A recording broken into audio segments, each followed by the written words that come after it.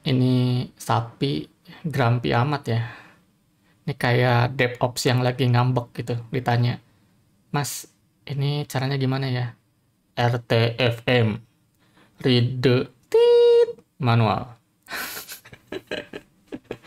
Oke, jadi di video ini kita akan belajar cara membaca manual page ya di Linux biar nggak dikatain RTFM. Juga nanti biar teman-teman itu kayak naik level gitu ya, biar nggak kayak orang yang biasa nelen bulat-bulat kalau nemu komen lain di internet. User yang baik itu dia ngecek semua opsi yang ada dulu sebelum jalanin komen yang ditemukan dia di internet, kayak di Stack Overflow, GitHub issue, atau di forum-forum. Jadi jangan asal copy paste ya. Semua harus dicek dulu. Oke, kita mulai aja. Langkah pertama, eh, kita akan belajar cara navigasi man page di Linux ya. Pertama, ketik man. Terus ketik lagi man. Jadi kita baca manual dari perintah man.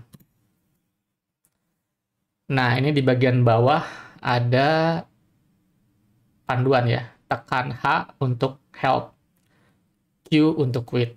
Kita akan tekan H. Nah, di sini kita melihat ya, ada komen-komen atau perintah-perintah untuk navigasi di man page. Yang biasa saya lakukan adalah S ini untuk forward satu window ke bawah, atau B di sini ada backward buat satu window ke atas ya. Nah, di sini juga space atau sama juga dengan F ya. Jadi ngingetnya F forward, B backward gitu. Kalau misalkan F dan B ini terlampau cepat, misalkan ini F gitu kan, satu window tuh. B satu window. Teman-teman juga bisa milih D gitu ya. Jadi kalau F tadi satu window, kalau D ini tengah window gitu. Jadi nggak terlampau cepat majunya gitu. Nah, kalau maaf nih suara saya agak-agak serak ya. Kalau baliknya itu pakai U. Jadi up setengah window. Ingatnya gitu aja. F forward, B backward ya. D down, U up gitu. Nah, yang lain lagi mungkin yang penting adalah sebelum searching ya. Ini jumping nih. Jadi yang penting dari manual page itu biasanya ini G untuk pergi ke atas, paling atas ya.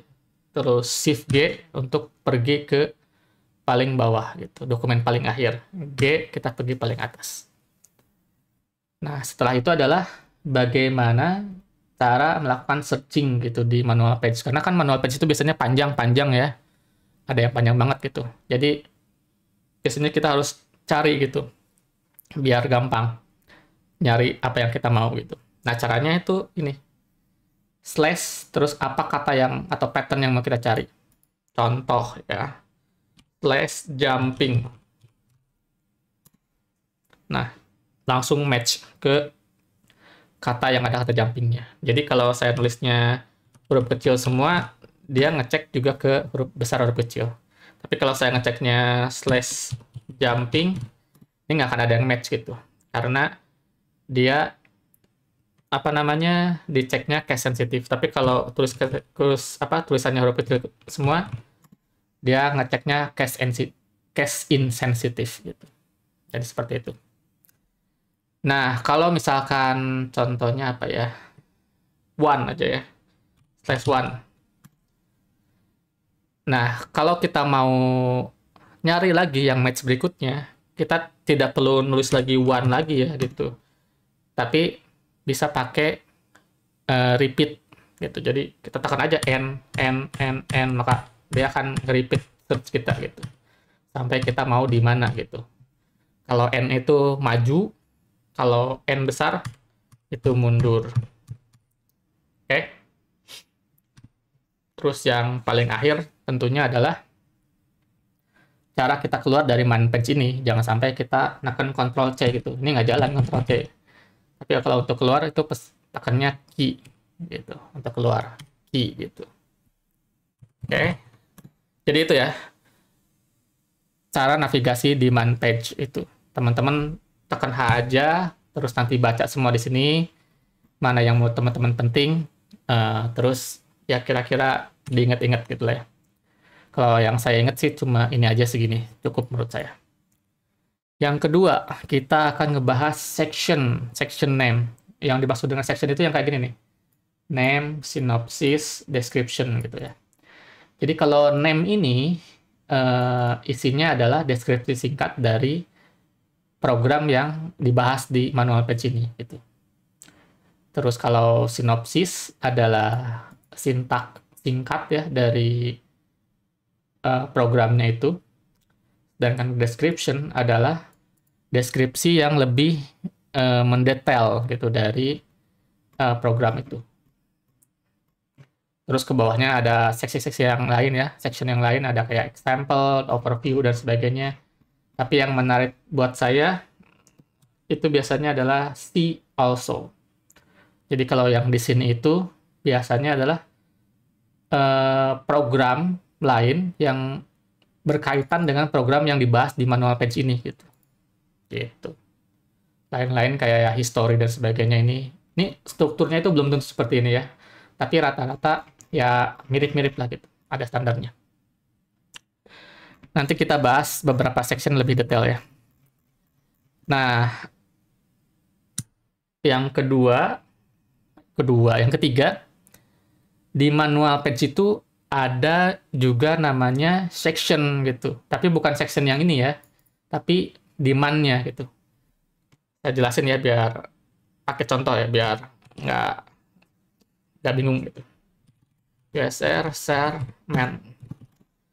Nah, di sini di directory USR share man itu ada man 1, ada man 2, man 3, sampai man 8. Nah, man 1 sampai man 8 ini adalah section dari man itu. Kalau man 1 ini artinya direktor itu berisikan manual page untuk executable program atau shell command gitu. Nah, bisa ditebak kalau yang 3 itu isinya library calls gitu. Kalau 5 isinya file format dan convention gitu. Saya kasih contoh ya. Saya akan ketik perintah man passwd. Perhatikan di pojok kanan atas atau pojok kiri atas. Di sini ada tulisan passwd dan angka 1 di sini. Passwd angka 1. Angka 1 ini artinya dia adalah di section 1 gitu. Section 1 itu yang mana? Yang ini, executable program gitu. Jadi si passwd itu ada di sini. Nah, filenya itu gitu.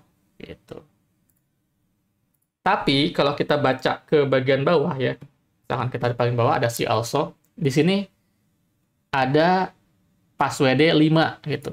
Nah, ini sama artinya angka di sampingnya ini adalah sectionnya gitu. Jadi ini kalau see also passwd 5 yang dimaksud adalah manual passwd di section 5. Terus bagaimana cara bukanya gitu, manual page di sana. Caranya ketik man section keberapa? Section 5 itu misalkan passwd gitu. Nah, maka muncul ini. Nah, ini kita lihat ya di atasnya passwd 5 gitu, passwd 5. Kalau di sini kan passwd 1 gitu. Jadi ini beda isinya juga gitu. Kalau ini passwd change user password, kalau di sini passwd the password file gitu. Nah, seperti itu.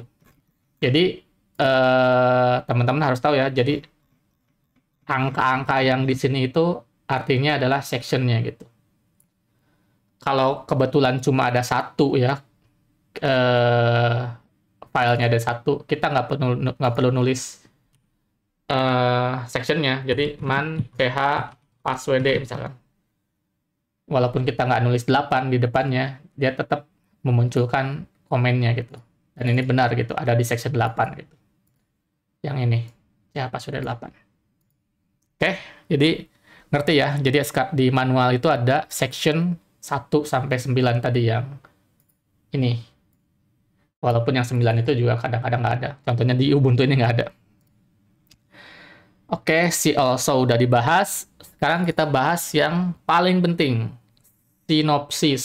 Nah, sinopsis sintak gitu ya. Saya akan ambil contoh perintahnya mungkin CP ya. Tutup dulu. Jadi.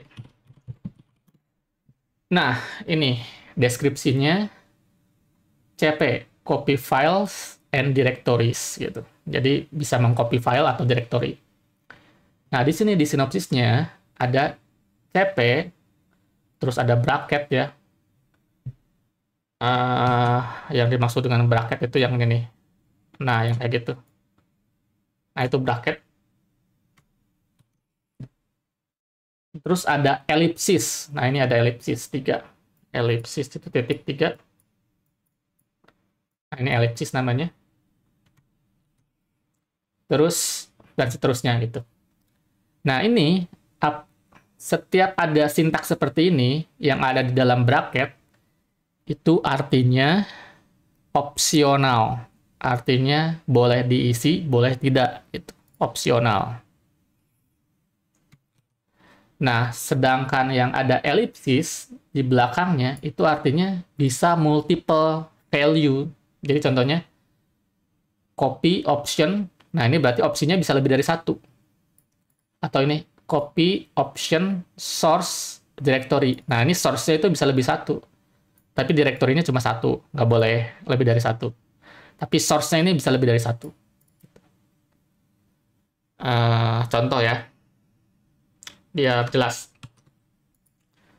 Atau di sini aja contohnya di bawahnya ya.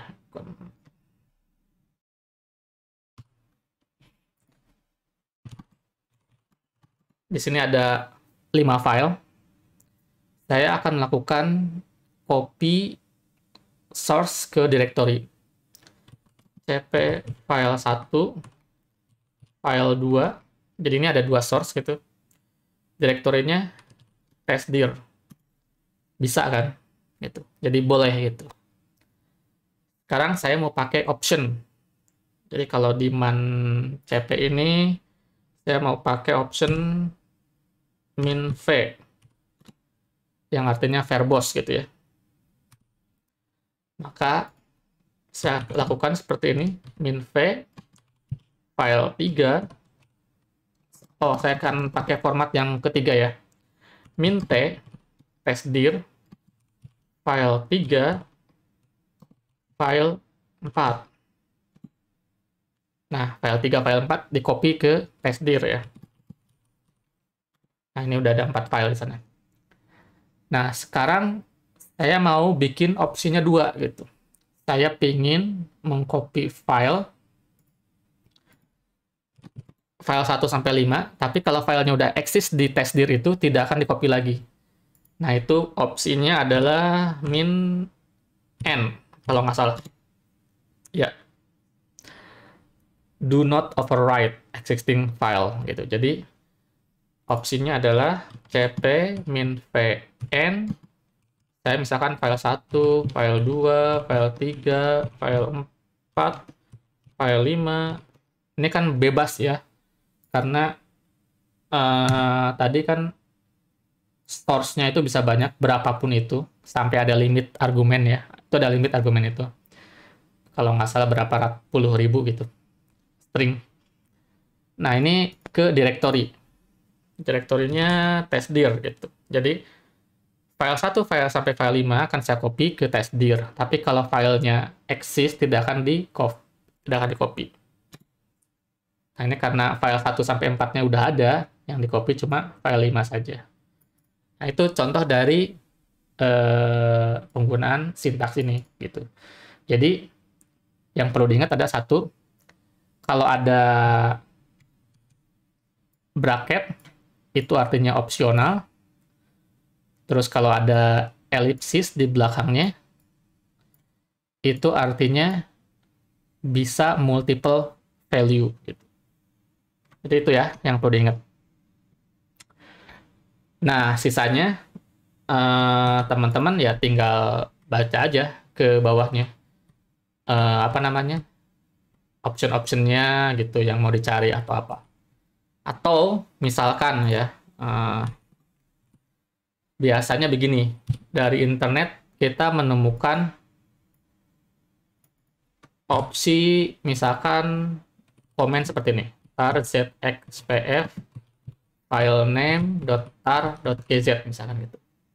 Nah, sebetulnya ZXVF ini apa sih gitu. Nah, teman-teman bisa ngecek pakai man tar gitu. Nah, yang udah jelas kan, ini yang ZXVF ini pasti option gitu kan. Yang ini nih. Option di sini. Dan argumen yang ini adalah file ini gitu.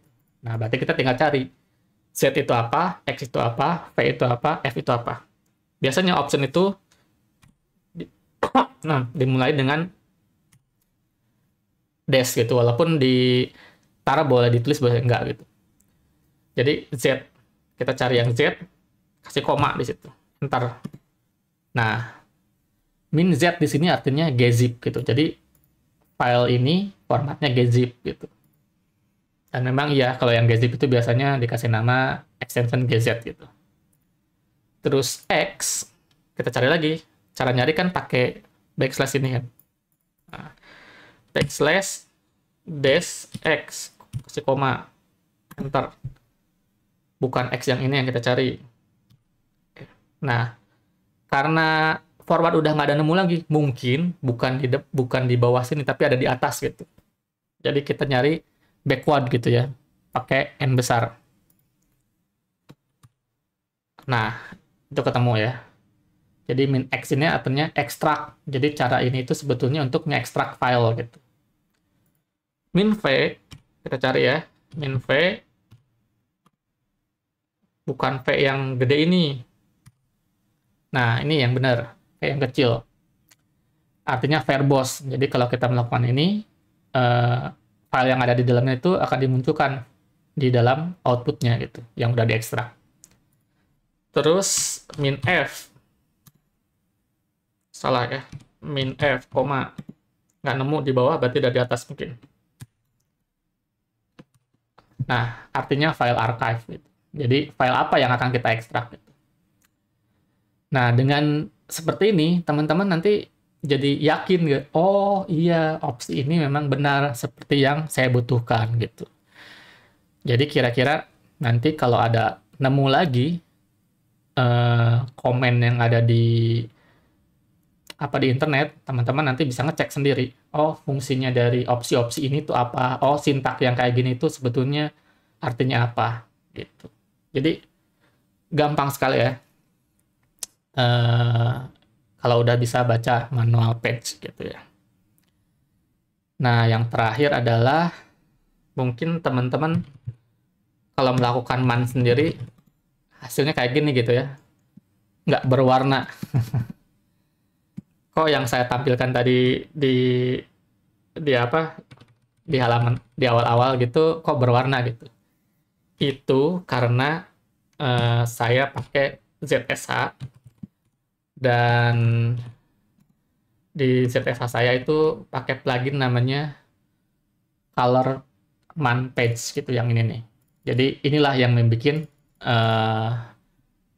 saya ketika ngetik man sesuatu, misalkan man pink misalkan gitu, ada warnanya. Dan ini lebih mempermudah kita untuk ngecek gitu manual page itu. Saya sarankan teman-teman juga pakai itu.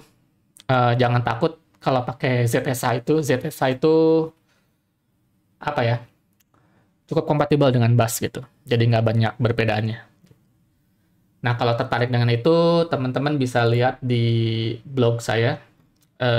Ini ada satu tulisan. Ini sebetulnya lebih bagaimana mengkonfigur Terminator, tapi sebetulnya di bawah sini ada cara install MyZSH gitu. Atau teman-teman masuklah ke sini lah. MyZSH gitu. Cari. Nah, di sini nih. Di sini ada cara menginstalnya MyZSH-nya itu. Dan pastikan plugin dari Salah. Plugin dari Colorman Patch-nya itu aktif gitu. Oke. Mungkin segitu saja video untuk kali ini. Mudah-mudahan bermanfaat dan teman-teman nanti bisa lebih naik level gitu. Dari yang biasanya pelan bulat-bulat komen yang ada di internet, sekarang jadi mulai ngecek dulu gitu komennya itu, oh ini fungsinya apa, oh itu fungsinya apa. Oke, sekian. Terima kasih.